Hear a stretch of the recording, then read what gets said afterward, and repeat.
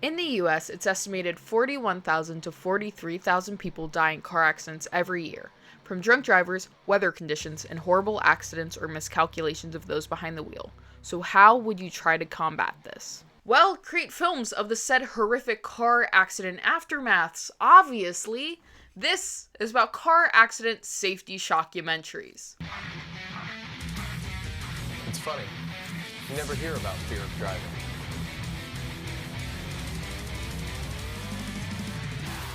Fear being used as a tool of warning is nothing new. Even though it's been proven pretty ineffective, it is still commonly used. And what could scare a new driver into being safe than seeing the intense, visceral, bloody deaths of those in vehicular accidents? So today, we'll be taking a look at some of the most infamous and or notorious car accident shockumentaries that are labeled under the guise of being educational, shock cite notorious incidences online, as well as the psychology behind does scaring someone actually get you anywhere. A Signal 30 is the police radio code for Ohio State Patrol that refers to a fatal collision. And this would be the same title of a 1959 film by the Ohio Highway Safety Foundation surrounding accidents caused by careless driving. This was a 28-minute long film showing the aftermath of Signal 30s, from charred human remains being removed from smoking flip trucks with zoomed-in shots of their transports into body bags, to 20 men lifting a car off of someone who's been pinned under it by the neck. And beyond this, absolutely horrific and brutal footage of the vehicular death, it showed the people that accompanied at most scenes, rubbernecking or even standing against tape lines to try to catch a glimpse at the bloody aftermath. Beyond the initial viewing of seeing someone dead at their careless driving, it's also interesting how the narration follows a bit of a callous tone to those that were reckless and it leads to their death. The narrator even starting the film with the title card of, "These are actual scenes taken after the accidents occurred. Also, unlike Hollywood, our actors are paid nothing. Most of the actors in these movies are bad actors and receive top billing only on a tombstone. That they paid a terrific price to be in this movie.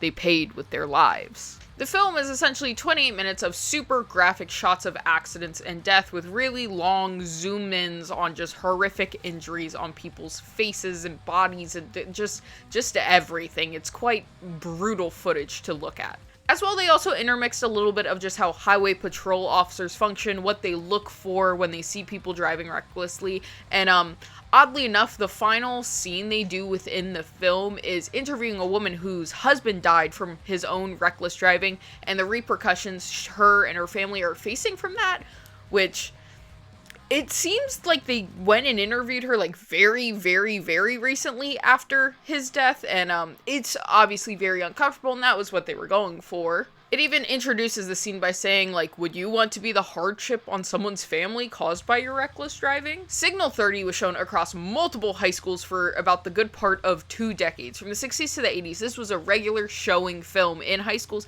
as part of driver's ed or just general safety. The film ends with various photos of the dead and the narrator asking you, how do you want to die in traffic? How do you want to kill a loved one of yours? And finally, you can be if you wish, just another Signal 30. With the time frame Signal 30 was made in, it is referred to a social guidance film. And if you're like, Darby, what the hell is a social guidance film? Well, it is kind of just what it sounds like. Usually made and shown to those in school, particularly children, covering topics from posture, hygiene, to drug use, peer pressure, or in our case, driving safety. They more often than not were funded and produced by government agencies or educational institutions to do what is called attitude building, which is really creating the social normality around what things are acceptable and not, typically formatted with a narrator and stage scenes displaying the acceptable behavior and the non-acceptable behavior. You wouldn't steal a car, would you? In a way, those cheesy old things could be a form of a social guidance film that is showing something bad in a narrator posing to you that it is bad and showing repercussions and things of that nature. But Signal 30 quickly became the social guidance film around car driving, recklessness, and kind of anything surrounding that. It even got awards from the National Safety Council. And they made 2 subsequent films, which I hate how brutally cool they sound. Mechanized Death. That's such a sick band name. I'm so sorry. Like, I say that all the time, but Mechanized Death? The other was Wheels of Tragedy, which is, it's still too cool of a name for just literally 30-minute footage of people dead from car accidents that they would show to literally 16-year-olds, but that's neither here nor there, is it? But the success of Signal 30 actually birthed an entire generation and genre of accident safety videos that were, at the end of the day, just gore films with little to no informative steps on how to avoid collision other than visual scare tactics at the expense of the deceased. Subsequent films by titles such as Anatomy of an Accident, The Last Date, Highway of Agony. But I think there is one of these films that is arguably the most famous one, that being Red Asphalt, created by the California Highway Safety Patrol in the subsequent year of 1960 in direct inspiration from the film Signal 30. Now, the title speaks for itself, and it was truly crafted to scare the pants off of teenagers, and it was partially effective at that. This and the following 4 subsequent films in the franchise, I guess we could call it a franchise, they all follow a cameraman who is following a highway state trooper reacting to collision calls. Red Asphalt is only 13 minutes long, and it's particularly disturbing because it shows numerous injured children from accidents. It's also formulated a bit different, with even very small reenactment-esque scenes. The first is probably the least death-focused, I guess. It shows people that are it shows more people that are just injured than, like, explicitly dead, but there are dead people. I don't know. There is a lot of hurt children in this. There's not dead children. There's a lot of hurt children in this, which obviously makes me violently uncomfortable, and I'm sure is effective against teenagers. But we're showing people just absolutely coated in so much blood it seems not real, and it talks about the effects that reckless driving has in certain cases and what happens. But it really focuses on showing people just covered in insane amounts of their own blood and its relation to the reckless driving. From drunk drivers, pedestrians running into the street, or even just someone who didn't sleep enough flipping his car carrying his wife and 2 children. It is a constant assault of fear and death, one after another, showing us red asphalt. The narrator even starts mentioning at one point how after going to so many calls with the troopers that he starts to just not even remember exact details of why they're there or what happened, saying, quote, "By this time, my impressions of accidents were losing their individual identity. Just knowing that hearing the radio code meant the sights and sounds each became a kaleidoscope, all it nightmarish." The opening of Red Asphalt starts by telling us what you're about to see is not going to entertain you. But this actually was not the case, at least not always the case. It became such a cultural point of reference of extremities and shock to teenagers because who else is doing gross shock freak out stuff than teenagers? And it started this entire cultural thing around the film to the point some people reference Red Asphalt as probably the most seen movie coming out of California because of just how much this was shown in schools across the entire nation. And they subsequently did essentially reboots where they would just keep updating the film following to make it more relatable to new teenagers. Because now you would see, let's say, like a Honda Civic wrapped around a telephone pole instead of, an older car you have no relation to. You can see a car that, let's say, your friend's driving and there is a body being pulled out of it. And with this newer renditions, it kind of became more and more produced in the sense of these spliced interviews and staging. And they kind of mention after the second one that teenagers are pretty, whatever about shock and gore, especially with how much splatter flicks and slasher movies were a thing. So Red Asphalt 3 focuses on doing, really emotionally fucking horrible interviews with people who have been affected by the deaths of people from reckless driving, and it's just, it's horrible to watch. It makes you feel bad, which I think is, I would argue is more effective than the visuality of death, but, that's opinionated. But by the time when the final film was made in 2006, it kind of felt like a full-blown movie production. And with that, I mean because the opening of it starts with a roadside flare being ignited, followed by a flashlight beaming through the dark onto plants and then hitting the metal shards of an accident, and ultimately lights up a person covered in blood trapped in a destroyed car. They staged up a shot to lead to the display of someone's horrific death. The LA Times even referred to it as being a, quote, joyless ride of gruesome images and statistics, and to forget trying to reason with teenagers, just scare them, unquote. And although these were under the guise of, educational warning films, they were absolutely just pure scare tactics. There was no conversation to be had. This was just, we're going to show you something to try to scare the pants out of you because that's how we think we teach children lessons. One kid who saw the movie even said, "I also didn't like seeing Red Asphalt. It was pretty gross, and I'm already really nervous about driving. Now, Red Asphalt is referred to nowadays more as a shockumentary than a social guidance film. Social guidance film had undoubtedly slowly shifted into the now shockumentary category, under the guise of being a documentary or something educational, but in all reality, it was something made out of pure shock and exploitation. And shockumentaries do fall under the giant umbrella of Mondo films, which we talk about quite often here, because the entire existence of cyber gore is the modern day evolution of the Mondo film. Mondo films typically were really racist documentaries where narrators would just say the most horrible, heinous shit that wasn't actually occurring to create an entertaining narrative. And undeniably, Red Asphalt is something that they started to try to craft to be slightly entertaining. You're sitting here and you're doing these big wide shots of all of this stuff of literal dead people, and a lot of the footage that was in these car accident shockumentaries, because that's what they are, would then turn into mixtapes. As I talked on Faces of Death, how they were real accident footage. A lot of these films, like Faces of Death, Traces of Gore, Faces of Death, Death and Traces, and all of the faces in the Gores, all of those movies, a lot of them had accident footage that some of it came from these films. Arguably, a lot of it came from these car accident safety films. And even in 2003, I find articles referencing the sale of Red Asphalt in these giant death grouping files of gore for fun consumption, and nothing of the like of warning teens about car safety. And that, of course, shows just a tiny fraction of the fact that car accident gore for entertainment sake wouldn't fall out once they stopped making car safety shockumentaries. Just like everything, it shifted to the cybersphere, more particularly shock sites. And there's one instance that has stood as more reference than any other, this being the death of Nikki Catsouras, most often referred to online as Porsche Girl.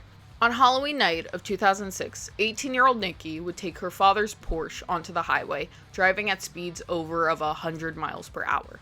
Eventually, when trying to switch lanes, she clipped a car, causing her to go flipping over medians and lanes, ultimately crashing into a concrete toll booth where she would be decapitated. Her death was so horrifically brutal that they didn't allow her parents to see her body for identification, but they unfortunately would not be kept protected from the sight of it.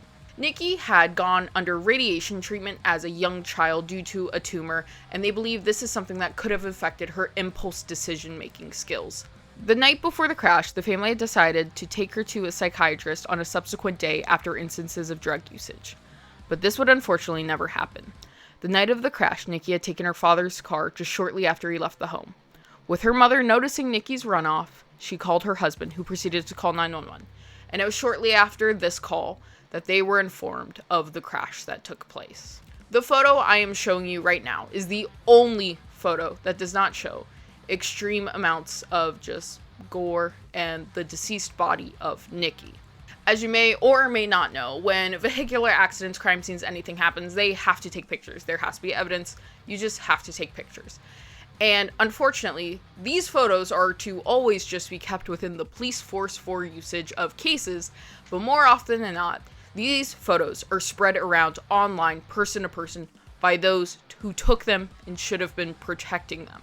The photos of Nikki spread onto the internet like wildfire. MySpace, shock sites, forums, chat rooms. It was a mass chains of photos of the decapitated teen. And of course, if you've ever heard me speak about the commentary people follow on gore photos on the internet, you would just know how vicious the comments surrounding Nikki's death would be. People even calling that she was asking for it or that she deserved it. This being for an array of reasons, from her drug usage, her age, the car she was driving, and more particularly, it was in reference to the financial status of her family. They essentially said a rich, coked-out girl deserved to get decapitated by reckless driving. All of this commented on photos of what was the last instance of a young girl being alive. But again, this is the case. This is literally standard protocol for shock photos and shock sites and gore hounds, is to sit there and find the reason why it's okay for them to be looking at it and laughing at it and making just horribly heinous comments. Nikki's parents were being constantly assaulted online with emails of the photos of their dead daughter. They had to stop using the internet and subsequently ban their 3 other daughters from doing so as well. Even her younger sister, Danielle, had to be removed from school from the constant threats of other children, threatening to show her the photos of her dead sister or print them and put them into her locker for her to find. Eventually, Nikki's family, I believe rightfully, sued the California Highway Patrol on this, and subsequently it was found out that the leak came from two male dispatchers, Thomas O'Donnell and Aaron Reich. During the trial, Aaron's lawyer made his defense on the case that he had sent the photos of the decapitated 18-year-old girl to his friends' family as a cautionary tale against reckless driving. It is a curious thought that if there were not the normality crafted by these car accident shockumentary warning videos, if he would have any standing on using this as a defense, but luckily it had no standing and they settled outside of the court. But no amount of money can ever bring back the dead or even help with the trauma faced from being forcefully shown and harassed with photos of your dead daughter, and that your other living children are now being harassed and haunted by it. And this is an ever-present occurrence online still. This is how most accident or crime scene photography ends up online. It's usually from people who are within that chain of access to them who put them there or share them to people that put them there.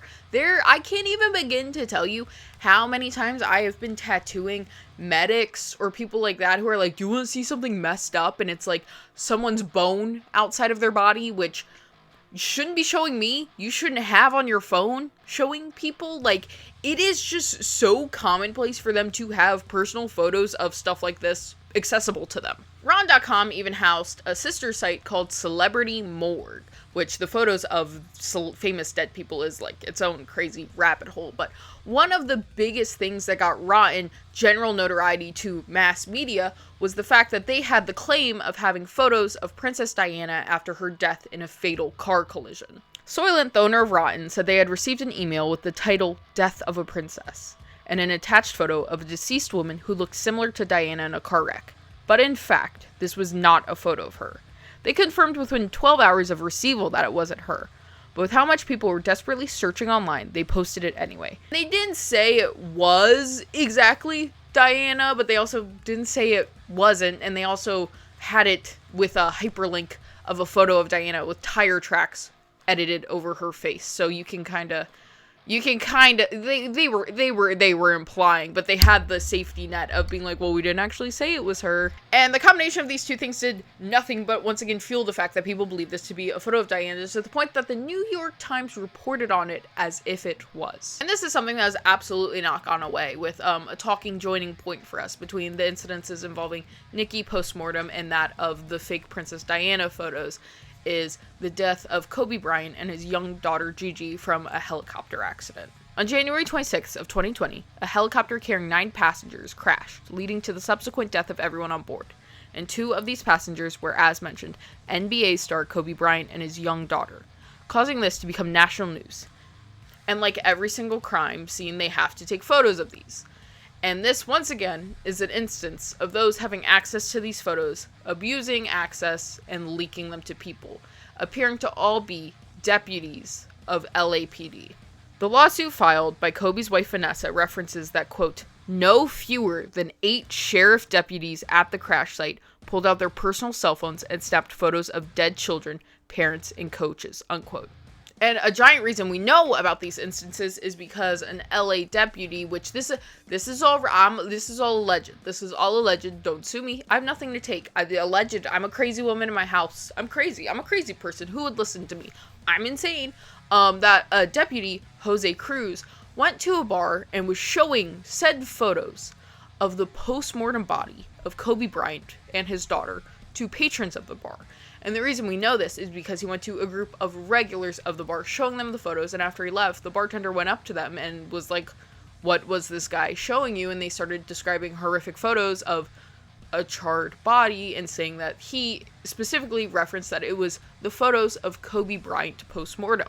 The bartender, being a standout person, went to the police and reported this, where it was subsequently investigated, and once again, allegedly, I'm a crazy woman. I'm a crazy woman who knows nothing. I'm crazy. Everything I say is alleged. I'm insane.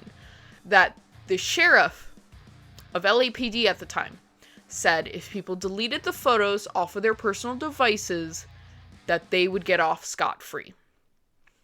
Allegedly. From what I can find, the trial is still something that is up in the air, and handling of Vanessa and the other family members of the deceased against the sheriff's department for the personal photographs of these pictures. At the moment, it appears none of them have been successfully leaked online, which is good. But the morbid intrigue of people seemingly always wanting to search out photos of the dead famous, and people in power positions are always capable of creating harm if they choose to. Now the question, does seeing the aftermath of car accidents and those killed by them actually make you a safer driver?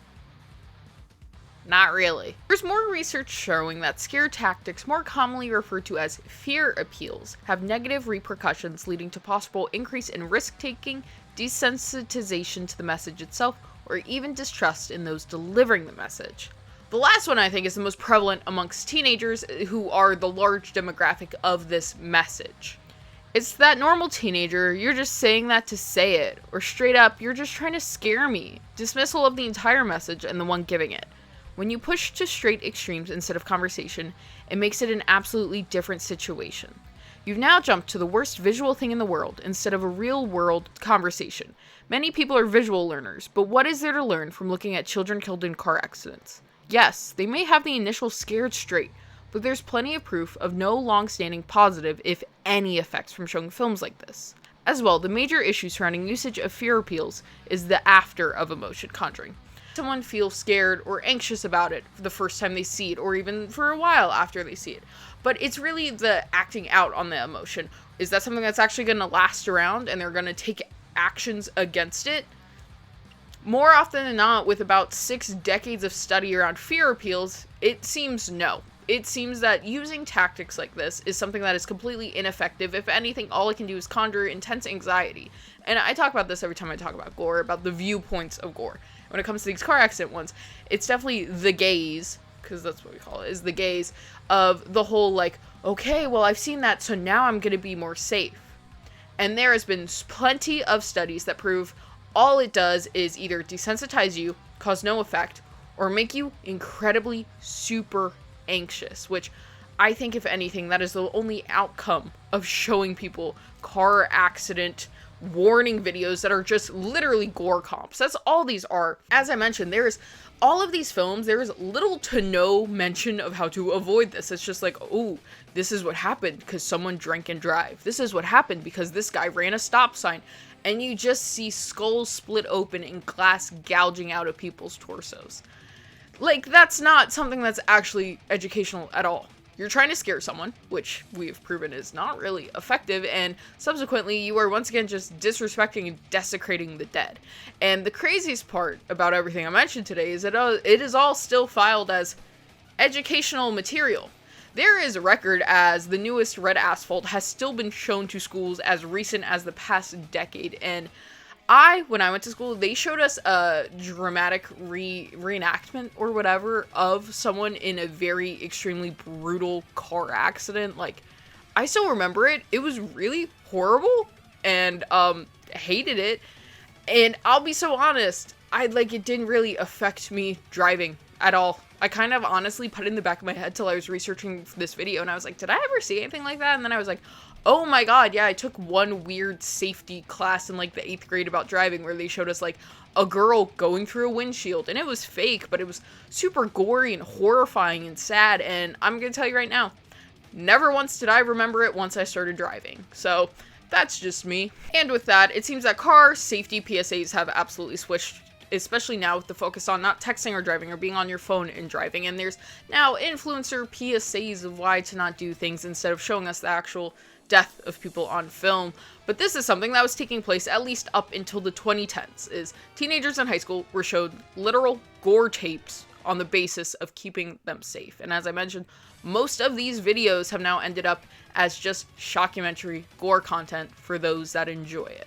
But if you made it all the way to the end of this video, thank you so much for watching. And have you seen any of these? Were you shown any of these in school, or do you have absolutely no idea what I'm talking about? I think Red Asphalt has definitely been the most like infamous one, or the notorious. Like I feel like people mention it online, or they're just on the crazy parts of the internet where I'm at. Either way, let me know down below. The best thing you can do for me and my channel is to share my videos. So if you share my videos, that really does mean the most. I appreciate it so much. As well, members get early access to every video. So if you want to get early access, the link to become a member is down below. Halloween merch is only available to the 31st. Once again, Halloween day, I'm posting my Night of the Living Dead horror hosting, so be here, or be square, or be both. Either way, include me in your Halloween festivities. And once again, follow me on all social media platforms under Darby Valentine. I'm on everything. I'm like the most active on Instagram and Twitter, I think. That sounds right. No, TikToks. God, I don't really use Twitter. I mean, you follow me on Twitter. Whatever. Follow me on everything. Thanks for liking, commenting, and subscribing. If you have the hype button, make sure to hype my videos. That helps me. I think you can hype 3 times a week. Spend them all on me. I think I deserve it. But yeah, if you like this video, you'd probably like my video about the most infamous Gore saga of all time, Faces of Death. And I'll see you next time. Happy Halloween. Bye!